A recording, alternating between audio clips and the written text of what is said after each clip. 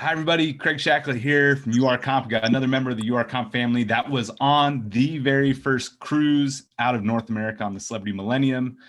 Mike, thank you so much for coming on. Thanks for being a URComped customer, and we can't wait to hear about your experience. So, yeah, tell us what your perceptions were of your first cruise back. Well, the obvious question is about COVID and the vaccination. There were a lot of hoops to jump through from the St. Martin government where we sailed out of. And then Celebrity also had its own hoops to jump through, vaccines, PCR tests, etc. Once we got through all the hoops, it was seamless after that. The cruise was absolutely fantastic. It was a beautiful ship. I don't know if you know, it's recently been remodeled. It was Celebrity Millennium.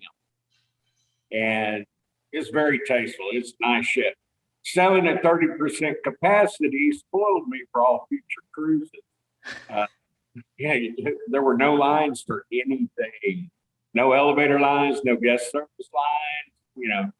It was just fantastic. And what was the vibe of the passengers on the ship? Were people feeling kind of scared to be around each other? Or was it the opposite? No, we all threw caution to the wind. Nobody wore a mask, even though it was optional. No, I think I saw 2 masks.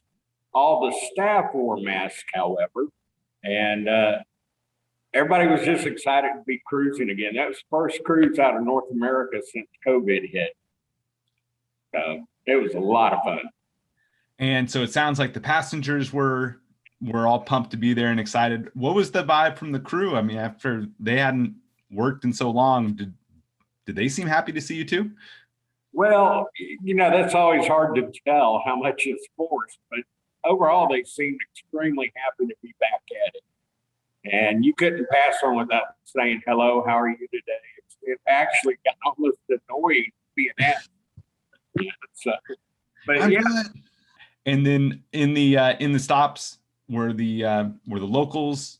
Did you get off the ship, and what was it like in the different islands that you stopped in? Well, originally Celebrity had said we had to do an excursion, a booked excursion each place. Then they changed it at Aruba and Curacao. We were able to wander on our own if so elected. But Curacao and Aruba were fantastic. We did some local tours, and it seemed like everybody was happy. I think they might have been slightly disappointed that we were at 30% capacity and not a full ship. So on the ship, everything was back. All the restaurants were open. It felt the same, even more attention because the capacity was a little smaller. On the island, they're still ramping up a little bit.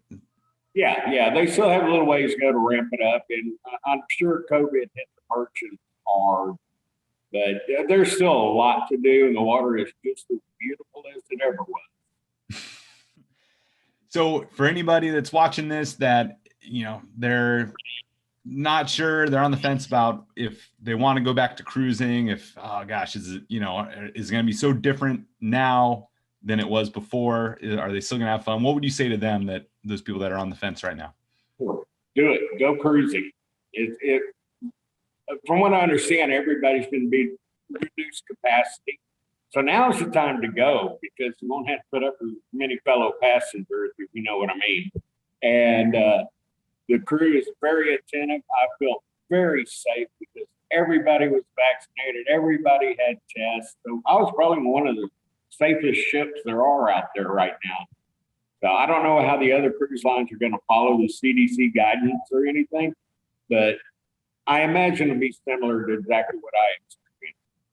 And it was like COVID didn't exist. That sounds like heaven. I can't wait to get back on the ship. And Mike, thank you so much for sharing your experience. Thanks for being part of the URComped family. And when's your next cruise? I believe on Carnival with the best this November. Hey, Mike, thank you again, sir. I really appreciate you carving out time, and thanks for being part of the URComped family. I appreciate URComped. Thank you.